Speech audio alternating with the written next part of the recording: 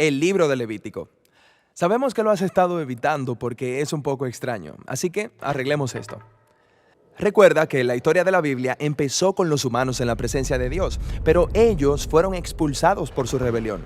Sin embargo, Dios quiere relacionarse con nosotros, así que Él elige a una familia a la que usará para traer al mundo de nuevo a su presencia. La presencia de Dios viene a morar en una tienda justo en medio de Israel. Eso es genial. Pero se crea un problema. Por ser tan intensa, Moisés no puede entrar, y los otros sacerdotes que entran de manera inapropiada mueren. Pero espera, si la presencia de Dios es buena, ¿cómo es que de repente es peligrosa para la gente? Piénsalo de esta manera. La presencia de Dios es como el sol, es puro poder y bondad. Cuando algo mortal y corruptible se acerca a un poder tan puro, es destruido. La palabra santidad se usa en Levítico para describir la presencia pura y poderosa de Dios, que como el sol es tanto buena como peligrosa. El punto de Levítico es mostrar cómo los israelitas corruptos pueden vivir cerca de la bondad de Dios sin ser destruidos. En el libro hay 3 formas en las que esto va a funcionar. Van a parecerte extrañas, pero aguanta ahí con nosotros un momento. La primera son los rituales. La segunda es la idea del sacerdocio. La tercera es un conjunto de leyes de pureza.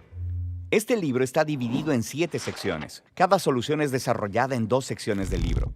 Los rituales están aquí. Los sacerdotes están aquí y las leyes de pureza van aquí. La primera solución, los rituales, involucra muchos sacrificios de animales. Así que Levítico empieza con instrucciones detalladas sobre cómo hacer estos sacrificios. Algunas son formas de decirle gracias a Dios. Otras son simplemente formas de decirle lo siento. Aquí al final del libro hay más rituales.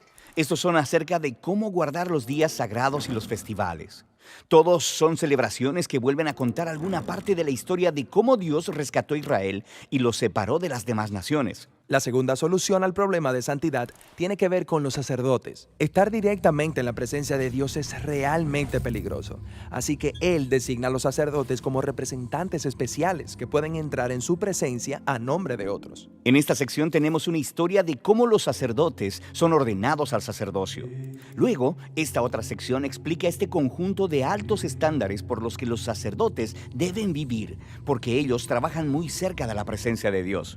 La tercera solución en el libro es acerca de las leyes de pureza. Esta es por mucho la cosa más difícil de comprender. Por ejemplo, en esta sección estamos realmente preocupados por saber si eres limpio o sucio. Otra forma de decir eso es ser puro o impuro. Aquí está lo que necesitamos saber para entender esto.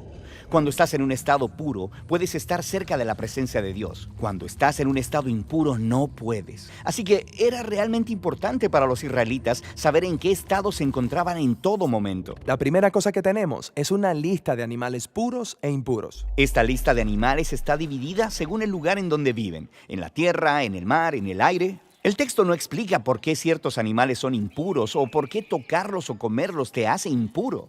Sin embargo, lo que es claro es que evitando estas criaturas, separará a Israel de los demás pueblos. Les recordará que la propia santidad de Dios debe afectar cada parte de sus vidas, incluyendo lo que comen.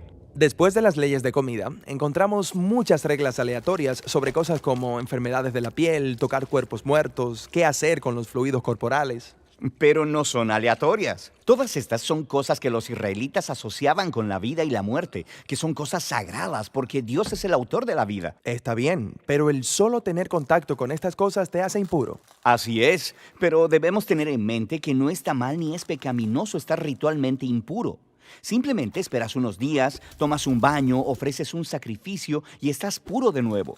Lo que es inapropiado es entrar a la presencia de Dios cuando estás en un estado impuro. Hay más leyes de pureza aquí en esta sección. Estas se enfocan en la conducta moral de Israel. Estas son leyes sobre justicia social, relaciones saludables, tener integridad en el sexo. Vivir bajo esas leyes hará de Israel un pueblo moralmente puro que puede vivir cerca de la presencia de Dios. Esas son las 3 soluciones. Probablemente notaste que rodean el centro de este libro. Es ahí donde encontramos un ritual realmente importante llamado el Día de la Expiación. Sí, Israel ya es una tribu grande. Es probable que haya mucho pecado sucediendo desapercibido y que nadie está enfrentando. Así que una vez al año los sacerdotes tomarían 2 cabras. Una de esas cabras es matada y su sangre es llevada hasta la presencia de Dios, donde simbólicamente cubre o expía el pecado de Israel. Eso es un poco extraño. El significado del sacrificio se explica en el siguiente capítulo, en donde Dios dice que la sangre de una criatura es su vida. La vida de la cabra es ofrecida como un sustituto. Está recibiendo el castigo de Dios por el pecado de Israel para que las personas no tengan que recibirlo. Eso nos deja con la segunda cabra. El sacerdote pone sus manos sobre ella y luego confiesa todos los pecados de Israel. Es como si él estuviera poniendo los pecados sobre la cabra. Entonces esa cabra es soltada para siempre en el desierto. Es llamado el chivo expiatorio. Sí, ya he escuchado esa frase antes. Es una imagen muy poderosa de cómo Dios en su gracia está retirando el pecado de Israel. Pero seamos honestos, los sacrificios en general parecen barbáricos. Tenemos que recordar que en el mundo antiguo, los sacrificios eran la forma principal de obtener el favor de los dioses. Pero el problema era que esos mismos dioses eran impredecibles, son inconstantes. Nunca sabes si van a ignorarte o si van a volverse contra ti. En ese contexto cultural vemos que el Dios de Israel es completamente diferente.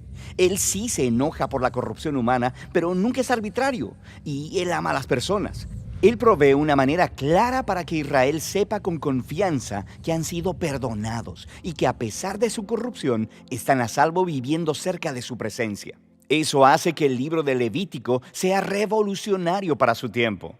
Así que eso es Levítico. Pero Israel sigue en el monte Sinaí en medio del desierto. Ellos necesitan un lugar para vivir. Sí, la tierra que Dios le prometió a Abraham.